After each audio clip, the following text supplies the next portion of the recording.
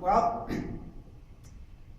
it was probably about 6 months after I got into it, so sometime in the middle of 2006. I think like a lot of you, when I got into FreePBX, some of you, or into Asterisk, some of you, a lot of you in here may remember there was this hobbyist project called Asterisk at Home, right? And Asterisk at Home was the first distro where a particular individual had kind of cobbled together Asterisk, had cobbled together this piece of software called AMP, which was Asterisk's management portal, kind of threw it all on so you could put the ISO in the system and boot it. And that's actually how I first got introduced to Asterisk, kind of dove in, playing with it during my addiction stage, which has, by the way, never ended. And what I watched as I joined the community, and the community being a huge motivation, just people wanting to help each other and move forward and all of that, was you have this kind of hobbyist project, right, on top of this great but still young Asterisk, still lots of bugs, maturing, kind of moving along, but huge potential. And it was being deployed like wildfire.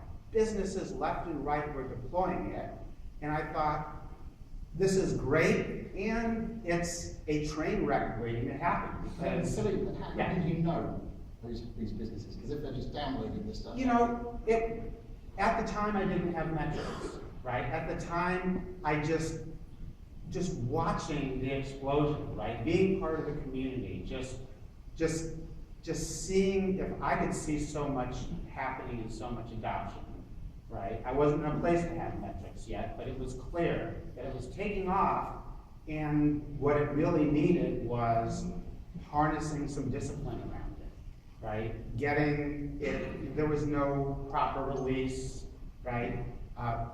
The AMP project turned to FreePBX, and I kind of refer to that time as the 60s for FreePBX. It was this big love fest. All this stuff. It's still a big love fest, isn't it? Absolutely. Things were being thrown in left and right? There was no release in Target. It was being run by Rob Thomas, who's a great leader, who's rejoined the team, by the way. Those of you who have known Rob is back active with FreePBX now. But it didn't have the project management. It didn't have a release in sight. And it was at that time where I realized that this is awesome and it can do great things, right? It needs to be harnessed, and that's when I noticed it. Okay, thanks. So, Olle, not only have you co-created AstriCon, but you're a long-term contributor. Your interaction with the project, what's the moment that's made you the happiest? Oh, the moment that made me happiest. Obviously, there are many, many happy moments for you. But Oh yeah, I mean there are happy moments. I mean I still remember when Mark committed my first piece of code, and then when I got commit rights, that wasn't happiness. That was just being let's just stick with that. plain being scared. But the happiness came later when I started committing and realizing that everyone in the community will see my lousy code. But because we're a love fest, as you say, that's a safety net. People helped me to produce better code. I was just crazy starting doing it. But there are too many happy moments here to really pick this single one. I can see tears in the eyes. Oh, yeah. It's all my friends here. So, Mark, what's the weirdest or craziest feature request that you've had for Asterisk? Gosh, I don't know if I could pick a single weirdest feature request. I can remember that the alarm receiver app, I'm just going to go out here and say, is there anybody in the audience that has used the alarm receiver app? Wow, we actually have two people that have used it. It was so far out of the scope of what I ever envisioned for Asterisk. And yet it was there, and it was easy to add it in and make it available as a feature. And that was sort of became something of the archetype for why open source was so important, because somebody could put something like that was clearly never going to make it onto a regular feature list, and have it be able to be committed and added into the software. Really? Well, I'm rather old, it takes time to remember. I just turned 50, but don't tell anyone. One of the happy moments I realized was when I saw, I believe you were there as well, at one trade show, a bicycle that powered a small Asterisk box that they use in third world countries. And then I realized that what we're doing for businesses and producing open source really help people out there. So they use this to set up peer-to-peer networks between villages in order to place emergency calls to doctors. Instead of traveling for hours and hours and hours, maybe days, they could just sit on a bicycle or use a solar panel and set up radio networks across the villages. And that really, really made me proud to be an Asterisk developer and made me happy. So it's a wonderful thing. By the way, Ole's here, of course, with full duration, so feel free to go up to him and say, give me another happy moment, because he's got a lot of them. A one-to-one happy moment. So, Alistair, just bringing things up to date, what has Asterisk done for you in terms of business? Where does your business stand in terms of deployment? So at the minute we have 51 production clusters among 42 customers, mostly in North America and Europe, but a few in the rest of the world as well. We have in the region of 500,000 deployed endpoints, and our biggest customer has a little over 150,000 users. Right, amazing. And Philippe, let me ask you the same question. You didn't have metrics in the old days, but you found a way to get them in there. What do they tell you these days? Well, so of course, FreePBX being open source, we have the similar challenges that Asterisk has in counting, but we do have a lot of mechanisms for metrics.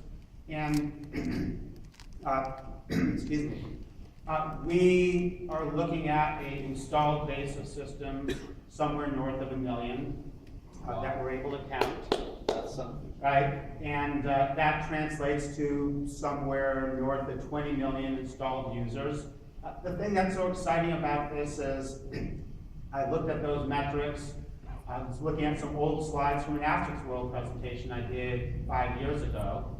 And 5 years ago, it was about 200,000. So that's a 5x growth in either the installed base or our ability to count the installed base in that time. I looked at the web traffic. That one's definitely something we can count. Thank you, Google. Is 3x increase just in our web traffic from that same time period. So it's just super exciting to see that sort of growth for FreePBX and the Asterisk community.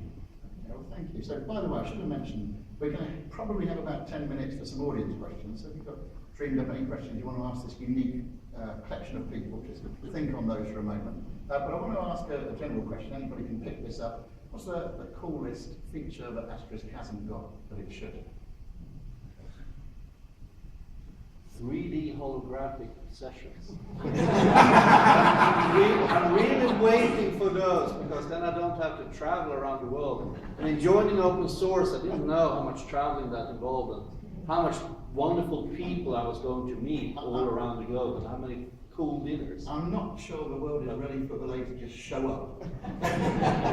we need more. Just wait for that call. I mean, I believe Matt Jordan and Mark and the team can do wonders. So I'm just waiting for the 3D holographic session. Anybody else want to pick that one up? Power over wireless internet. Yeah. Perpetual motion. All right, so we've been dwelling on the past, not necessarily, so it's a nice time to reflect. So let's think about the future. And I'd like each of you to answer the question, what would you like to see in the future of Asterisk? And Mark, since you started, I'd like you to answer the question first. Sure. Well, I mean, in the beginning, Asterisk really started life as an application. It was the PBX by itself. And over time, as communications has gotten a lot more integrated, Asterisk has become more and more of a toolkit that people have used to create other applications. And I think that's a large part of where Asterisk is going to go going forward, is being able to better integrate with other technologies, whether it's improved programmability through better APIs like the ARI that's going to be in Asterisk 12, or whether it's the more work being done on the WebRTC to kind of cross some barriers there, integrating web and telephony technologies, or even just other sorts of media like video and desktop sharing being more easily integrated. But I think Asterisk is transitioning from being the application itself to being a toolkit to create the next generation of integrated communications applications. Alistair, how would you respond? I'd agree with that strongly. In the early days, Asterisk was, of course, intended as a PBX, but many people, including ourselves, used it as a platform. And to begin with, it felt like we were slightly abusing it, but over time, Asterisk has very much matured in terms of APIs and scalability and such like. So it's become an excellent platform, particularly Asterisk 12 with the REST API. It's exactly what application developers need to develop higher level telephony applications. So in terms of what I'd like to see for the future, I would very much like to see the REST API expanded and become the standard way to interface with Asterisk. Okay, Philippe, same question. My answer is very much similar. I mean, we, FreePBX, as kind of Mark says, we've taken Asterisk and made it our telephony engine. And, in addition to configuring some of the configuration files and the things FreePBX does, it's expanded to all sorts of programming. We've added features in FreePBX. We go in through the AGI. Sometimes we go from the AGI into the AMI because the AGI can't do what the AMI does. And sometimes we use that route from the AMI to kind of go into the CLI to do a command because there's no command in there, right? And then the whole ecosystem around us, which connects through the manager, does similar things. It's been the huge power of Asterisk to be able to do that. With the fantastic work, I mean, you asked me what would I like to see in Asterisk, and the great thing is what I'd like to see is what Matt and the team in Asterisk 12 is doing right now, right? The REST interface, and the REST interface expanding, right, beyond what the awesome capabilities of kind of channel control and what the initial design of that REST interface was, to really become the interface to do all of these challenges and all of these applications. I think with that interface, you expand the universe of developers who can contribute. Because kind of going through those back doors 3 levels deep takes a lot of creativity and a lot of motivation to figure it out. Well, I believe the power of Asterisk is right here in this room. So all of you guys, well, I'll tell you, we need to stand up to the Matt Jordan challenge. Matt and Mark Michelson have led a team that created a new generation, a second generation of Asterisk. It's a huge investment by Digium. But now we in the community need to stand up and really take the challenge and start using it. I believe this is the platform we need for the new generation of users, because at the next AstriCon, we'll begin meeting new friends. People coming here that have no interest in telephony. They use Asterisk, as Mark said, as a platform for new cool applications. They want a media framework. They want to build talking machines with speech recognition and Allison speaking. We're going to see a whole new generation. But now we in the community need to really stand up to challenge and test, run Asterisk 12 and help build the next generation of Asterisk, because Matt and Mark has taken us on the right path. Now we need to work together, as we did before, to really make this happen. Deliver the 3D holographic sessions. I get the impression you're excited about it. Yeah. I'm really excited about the next generation of Asterisk. We've been waiting for this for a long time. We had multiple AstriDevCons discussing it, and suddenly it happened. I'm really, really grateful for the investment by Digium, but now we all need to start working with it. Okay, well, thank you. Now, we do have time for just 2 or 3 questions. It's difficult to see. We've got a couple of mic runners. So if you've got a question for any or all of these folks, just pop your hand up, please. Oh, I see you. There's someone out there. Hiya. So, we do. Oh, yes, there's a question just there, please, Tash. So this question's for Mark. I think a lot of us in the room are probably sole proprietors. We have small businesses, kind of as Linux support services started out. What do you think would be your best piece of advice for those of us that are small? It's us. We're starting to grow. We have customers that have recognized the value of Asterisk. How do we take it from here? What's your best piece of advice for a startup or a business that's growing? Run far, far away. No. Wrong one. Okay. No. I think you have to start with the customers. I mean, I get a lot of people that come to me now sort of with different business ideas, and one of the first questions I ask people is, why is it that you want to start your own business? And usually if I hear somebody say, well, because I want to be my own boss, or I'm tired of reporting to somebody else, that's just sort of a recipe for disaster right there. You've got to have something where you want to do something really good for a customer. And a lot of that has kind of played through here. I mean, when we started out, the focus was really on trying to make Asterisk the best product that we could for people to be able to use, and just figured that the business would kind of follow along with that. By giving it away. By giving it away. And it's we're not the size of Avaya. I almost said we're not the size of Nortel, but Yet. we used to. We're definitely bigger than Nortel is now. We used to joke about one day we'd buy Nortel when we got really big, but couldn't have envisioned quite how that would pan out. But anyway, all that being said, we have, even as a relatively small company, obviously been able to make a pretty tremendous impact on the industry as a whole. And a lot of that just stems from really starting with the customer first and letting the rest of it kind of work its way through. Okay, thanks for that question. We're going to take just 1 or 2 more. On the video clip, can you cue that video clip up for after this next question, please? Where was the next question coming from? Alex Newman. Go ahead. Hi, Alex. You've mentioned some interesting figures in growth. How much of that would you say is in Latin America and other emerging markets, and how much of that do you think is due to partners like Asterisk, for example? I take it that's for me.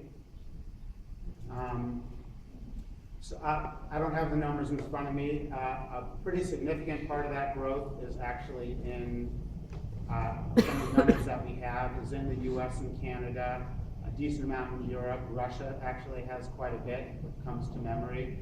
I believe there's a pretty significant part of the growth in Latin America. Elastics is the distro that tends to have quite a bit of growth in that space.